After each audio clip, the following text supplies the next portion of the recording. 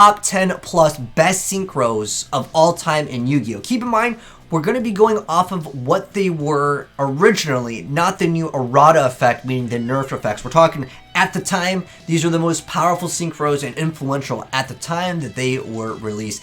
It was actually really difficult making a top 10 plus list. I honestly feel like I could have made maybe a best of top 30, but I will be mentioning a bunch of the cards that definitely had some potential. But let's go ahead and hop right into the top 10 plus list over here, which I've got. And then we'll give a shout out to the other cards in a moment, but I want to start off with the top 10 plus list. So it's basically top 15, but I got a lot of mentions that I want to go ahead and shout out to. So anyways, let's kick it off with TG Hyper Librarian. So this card, when it originally came out as a jump card, absolutely insane. It really shifted up how people wanted to go ahead and actually build their decks. In fact, I thought Synchros were the coolest cards in the extra deck, and if you did too, drop a like on this video, because I think a lot of people really felt like Yu-Gi-Oh was at its peak during Synchro era, meaning that that's when that was the extra deck cards that you would go ahead and make. Before that, it was like you made GBs and that was really about it for the extra deck, as far as like, you know, what was relatively being seen in the meta game.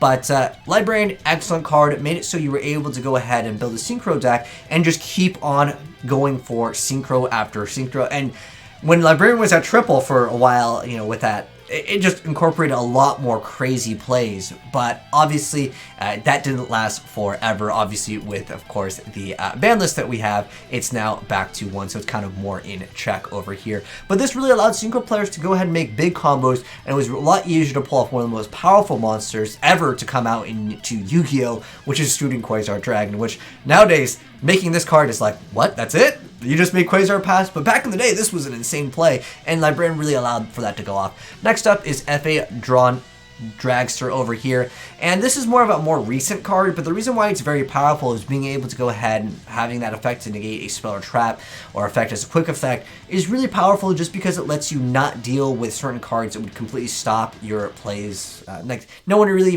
plays Regeki because Lightning Storm exists in the game, but there are lots of other powerful cards like Impermanence that this card would be able to stop your most powerful monster like Bow of the Goddess, or being able to go ahead and just get rid of any other card. And it's a generic synchro that a lot of decks have been making. Same thing with Savage Dragon, but that card is obviously a little bit better, and that's a little bit further down the line on list. But this card definitely secures a spot in the meta game. Again, this is more like a recent card. But back in the day, one really cool card that was absolutely amazing was YuGiOh Guardian for so many reasons. Nowadays, YuGiOh is not that big of a deal. In fact, I don't know if any of you guys remember, but for whatever reason, the only area that had the YuGiOh Guardian tins, they would always charge $5 more. Tins in Yu-Gi-Oh! Were always supposed to be 20 bucks, but places that had the YuGiOh Guardian tin, they were charging like 25 bucks for some of these tins, or even $30 because they were just so rare. YuGiOh Guardian was an amazing card. Being able to take an opponent's monster was so big, and just in general in Yu-Gi-Oh! Change of Heart, any of those cards, being able to take your opponent's monster is huge. But this would actually bring it to your field. So a lot of times, sometimes when your opponent would have a monster in the graveyard, they would like to later banish it or bring it back. But this card definitely deserves a spot in one of the most influential synchros of all time. Just a fantastic card. Again, nowadays, not so great. Next up, though, Form the Synchron. This was one of the really cool influential cards that would allow you to basically Black Rose the field on your opponent's turn, or go for these other plays, kind of like how IP Masquerena for the Lynx enabled that. Form the Synchron at the time was so crazy. When this thing was like a rumor to come out, people didn't believe it, that you're going to be able to synchro during your opponent's turn. Plus, the draw effect was quite nice. In fact, this card was sitting at almost 10 to 20 bucks when it first came out, even as just a rare from Star Strike Blast. Very, very amazing card, though, at the end of the day, being able to really be able to push your plays even further during your opponent's turn to surprise them and basically dodge other things, because maybe they activate one card and try to get rid of something, and you just surprise, I'm going to this card, you lose your field, I make this card that is indestructible, or whatever the case may be, right? This card is absolutely amazing. Next up, I really wanted to put this card higher on the list, but it's a really tough list to go ahead and make for the top 10 plus here. Stardust Dragon of the Ice Barrier. Obviously, making this card multiple times was insane. In fact, just making this card once can automatically make it game sometimes in the right hands. But again, it requires a lot of steps, and with this day and age in Yu-Gi-Oh! Comparing to like how powerful some of the other cards were at the time, this card was still amazing, though, that is for sure. But Trishula, back in the plant era, I mean, you made that, you banished the other person's Dandelion, Spore, Glow Bulbs. it was huge. I loved this card so much. But again, some of the other cards were pretty insane at the time too. Next up, Colossal Fighter. This is one of like the earlier Synchros that came out in the structure deck, I believe. And that like what junk, but this card was absolutely amazing just because you were able to stall with it. You could definitely do massive amounts of damage with it. It opened up the doors with Armory Arm, you know, OTK plays. Colossal Fighter was one of the OG Synchros, and some of these cards for some of you guys that didn't play at certain times, like what the heck, Colossal Fighter, right? The same thing with like Thought Ruler, Archfiend. These cards just got outclassed real fast, but this is an OG, one of the original like Synchros. It was very, very powerful. And again, it's time. Next up, Savage Dragon. I got to give this one a spot on our top 10 list over here. Savage Dragon, it's simple. When your opponent does something, you negate it. And it's one of the newer cards that does incorporate bringing back a Link monster with some type of extra additional plays sometimes with multiple negates. But usually just that one negate sometimes can be powerful enough. Plus, it has a massive amount of attack to add to it. And it's just one of those generic Synchros that people will be making just because it literally just says negate something is really what it comes down to, but a lot of decks can make it.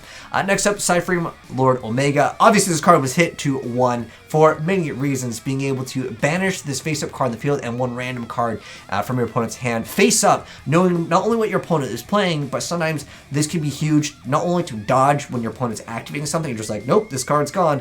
It is excellent for that, being able to also target a banished card and return it to the graveyard, incorporating a lot of plays for decks. They would banish a card for another effect. This card definitely just spurs a spot on the top 10 plus list as well.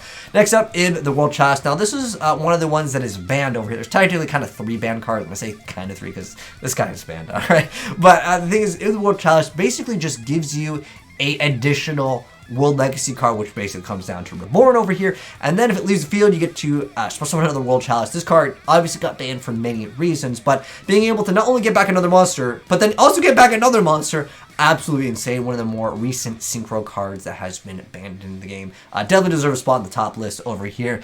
And next up, over here, I believe we're at, what, top 6 right now for our list. We got Black Rose Dragon. Black Rose Dragon is one of the most powerful cards. When your opponent overcommitted to the field, throwing Black Rose Dragon was excellent. It really made people play around their resources. And back when I made that deck called Black Rose the Field, which was a plant variant, where you would just spam Debris Dragon, Black Rose, and clear board, and then you just kind of slow play, and you had a lot more card advantage. I think this was a really great card just in general. Again, back with Formula, you can go ahead and Synchro during your opponent's turn. It's just a very iconic and very influential card to not overextend, because making this could absolutely ruin people's day. Plus, it has the other effect in plants, which sometimes came up, which was cool, but mostly it was like the ultimate board wipe, because obviously for the longest time, well, Heavy Storm was legal for a long time, but obviously we have Feather Duster and OCG now. But for the most part, this is like our ultimate board wipe, and it was great. Now this card over here, Darkened Dragon, for those of you guys that didn't own it at the time when it was an SJC prize card, this card was so important. The reason why at the highest level, back when Lightsworn and Blackwings were very popular,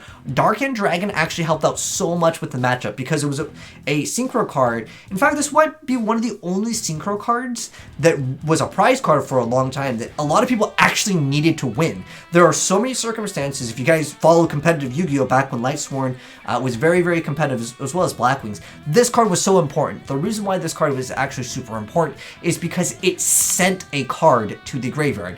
Against things like Stardust Dragon, well, it doesn't destroy, so you can send it. And it really helped out to not deal with Kalut and Honest. I know for a lot of you guys, you might not understand because you guys didn't own one. This card was like $1,000. This is definitely one of the most influential cards because it is one of the only Synchros, like Blood Memphis technically saw like play 1 or 2 times during high tier competitive play. But as far as the Synchros goes, this was a very iconic card and a lot of people were on the lookout for it. But again, some of these cards over time, they just got phased out. But this definitely is a very influential card as the prize card goes for Synchros. It was like the only viable one. Next up over here, I gotta give number 4 to Tempest Magician. The reason why? Well, it opens up FTKs. Anything that's FTK based has to be an influential card because people would make a deck around it, and this card probably won't be coming back anytime soon. I mean, just looking at the OCG, it's still there, but the TCG loves FTK decks, so we'll have to wait and see if this card ever makes a return within a errata over here. But next up over here, Stardust Dragon was one of the more OG, very powerful cards. Again, we're looking at influential at their time of release. Stardust Dragon was the card every person wanted. I mean, if you remember a lot of scrubs that would go to your locals, what was in their extra deck? always Stardust Dragon. And like later down the line it became, oh, Stardust Dragon Utopia. That was in every little kid's extra deck. But like Stardust Dragon was the card that like, you're like, hey, is that for trade? They'd say no, because they knew that this card was amazing. Because at the time that this card was out, it was a very powerful monster. And then you would establish your board with more powerful monsters, and you would say, go ahead, try to get rid of my powerful monster. If you are, I'm going to stop you, and I'm going to come back. That was an insane effect that a lot of people were like, oh my gosh, this card is so broken. But now we look at Stardust Dragon thinking it's not that insane. But at the time, this is definitely an influential Yu-Gi-Oh card, and definitely deserves a spot on every top 10 list, I'd say, if we're doing history of Yu-Gi-Oh. Obviously, this list is for 2020, but we're using, you know, cards that came out in 2020, 2019, and everything in the past, because that's when this list was made. But Bryanak over here definitely is a spot number 2. Back when Diva Zombies was a thing, very, very popular Yu-Gi-Oh deck. I think Bryanak was most insane. Again, this card has actually been nerfed. It has the effect where you can only use it once per turn. But before you could start bouncing, doing crazy loops, there's a lot of things that Bryanak would enable to pull off OTK plays and loops and ridiculous things with continuous cards. Obviously, they had later down nerfed it, but this is definitely one of the most broken cards of all time in the Synchro category. Absolutely insane card. But again, things have changed. Obviously, once per turn, and meta shifted, obviously. But the number 1 spot, and before we get into all the other cards, has to be Dark Strike Fighter. No doubt about this. If you guys don't know why this card is not number 1, you didn't play during cap format, and you're probably really lucky. This is the most OP thing ever. It was super, super consistent. Every single time, it was either set Mystic Tomato, or it was some variant of go right into Summoner Monk, go for Cat to go for the Koala or Airbellum, and then whoops, and it's a game. Like, it was very, very consistent. Very, very, very consistent. And that is why this card is going to deserve the number 1 spot for the top 10 plus Synchro list. So I did technically go over like top 10 plus, but there's so many cards, it was difficult to make this list, but I want to give them a shout out over here. And those ones are Crimson Blader, and I'll briefly talk about them.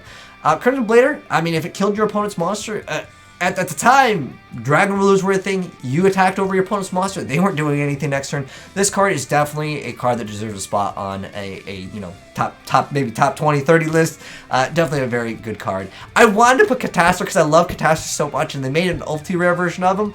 But the thing is that he's just not viable anymore. But at the time, one of the best level 5 Synchros, 100% was Catastor. There was like no other level 5 that you went for. 100% Catastor.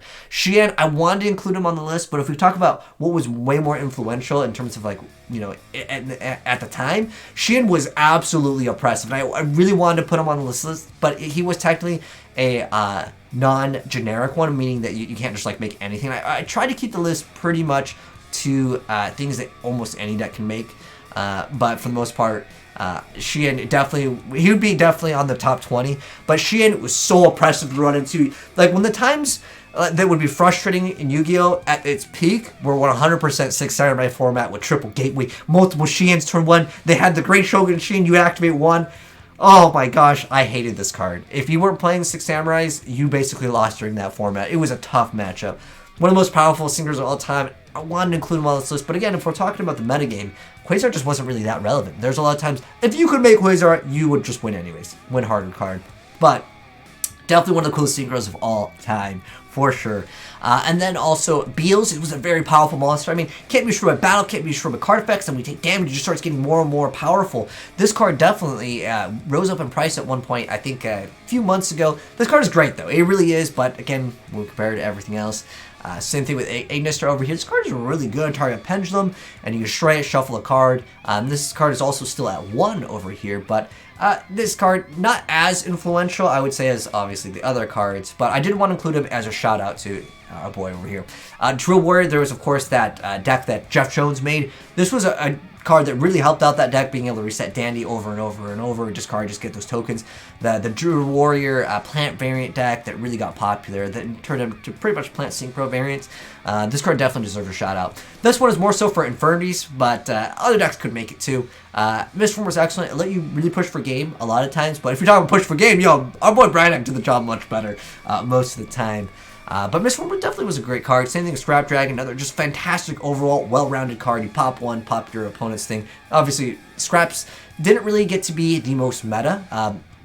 of the decks. There were a couple of decent scrap decks, but for the most part, it wasn't like top tier. And Scrap Dragon was just overall a great generic level 8 Synchro. Next up, Ancient Fairy Dragon. I wanted to include him on the list, but this was more so for FTK purposes, and I felt like Tempest Magician out of the FTKs, both of them enabled it. I had to just give it to Tempest Magician. But the Ancient Fairy Dragon being able to add the field spell, again, is more FTK, Black Guardian kind of stuff. Heck, the other card that adds Black Guardian might be a contender to also be banned in the future, but I feel like this card definitely is another card that deserves a little shout out, because it's one of like the OG 5Ds, but no one cared about Ancient Fairy Dragon. When we talk about 5Ds, what were the dragons that you guys thought of? It wasn't, you know, Red Dragon or Archfiend. It was 100% Black Rose and Stardust. Those were the OG good ones. And people just didn't care about the other ones. But this card eventually became pretty good. I also gotta give a shout out to Beast and Bark. Yeah, this against Pendulum's auto win. This, it was just a really just solid card to infinitely be able to negate, right? But I think Beast was overall definitely a little bit better than Barkion, because spells obviously much faster and more relevant in the game. But I did want to give him a shout out too. Hyunlei, insane. It was one of the first cards that was like, yeah, pop 3 speller traps on the field. And that's when people started playing Starlight Road. So people were playing that. But Hyunlei, excellent card indeed. This is just basically during Saber format. Armium opened up the doors for really cool OTKs, like I said, with Colossal Fighter. But I just had to give Colossal Fighter the spot here on the top 10 plus list. And then Herald of Arclight has actually rose up in popularity, being able to have that effect of macro. Any monster sent from the hand or main deck is banished. And then being able to negate anything is great, and then adding the card. I almost wanted to put this on here, but like when I think about the cards that were more influential in the entire history, I gotta give it to these guys. I know some of these are more newer, but like this card is definitely influential. I mean, have you checked the price of this card? It needs a reprint, that's for sure. But we got a surprise, guys, because if you thought this was it was hard to make this list, honestly. I really wanted to include Blackwing Armor Master because at one point in Yu-Gi-Oh, a lot of people just played Gale, right? Gale was just in a lot of different decks because Gale was amazing. But Armor Master at the time was fantastic, being able to make it so it can't be destroyed battle and you take no battle damage, and then you get to put a wedge counter, and the thing became 0. A very, very great card. Again, it's just hard to compare to the rest of the cards. Hot Red Dragon Archfiend, another fantastic card. It did kind of have a specific requirement, so that's why it wasn't on here. But a lot of decks did technically try to make use of this. This is a very strong and powerful card as well. Hot Red Dragon Archfiend King Calamity, I think, will be a little bit more popular down the line. But there's lots of decks that can throw this out turn 1, and if you make this during your opponent's turn, they literally just pass turn. It's a very, very insanely powerful card.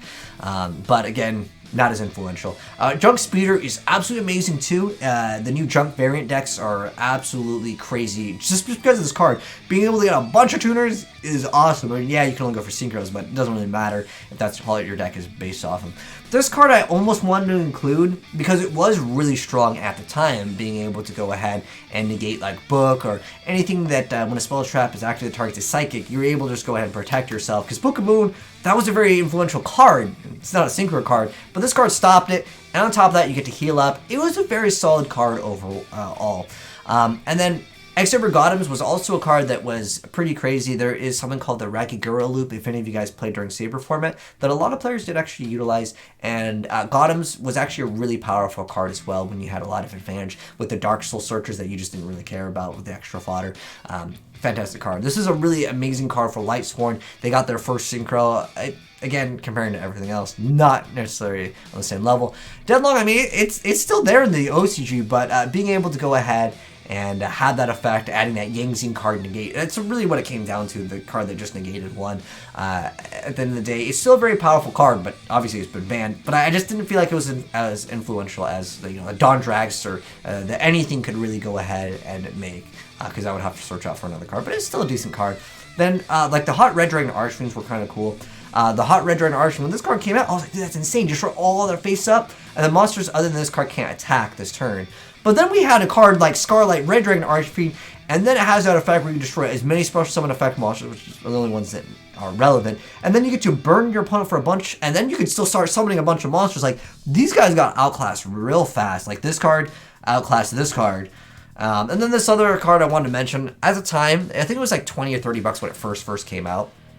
Was it Judgment of the Light? It was one of the really cool cards where it made it so if this card attack, your opponent can't activate cards or effects until the end of damage. So this was actually pretty decent, again, for its time, but it got outclassed way fast for the meta of the Yu-Gi-Oh game. But I could easily make this a top 50 list, but I feel like we've gotten enough out of the top 10 plus list over here. But If I missed on any other cards that definitely deserve a shout out, let me know down below in the comment section below. If you guys would want to go ahead and make your top 10 plus list, let me know what you would have put at number 1. I think we really got to say that the top like 5 definitely have to be Dark Strike Fighter, Bryonac, Stardust Dragon. I think even the Black Rose Dragon can easily deserve a top 5 spot. But this card, again, because it was an SJC card that was like a prize card that was like, a lot of people were like, dude, I need Dark End Dragon. It was definitely required if you really wanted to play at the highest tier. It was like, not necessarily at the level of Crush card, but it's been a long time since we had a prize card in the Synchro category that was like actually usable and super, super powerful. But you guys can let me know your top 10 lists, or if there was anything else that you guys felt like I missed out on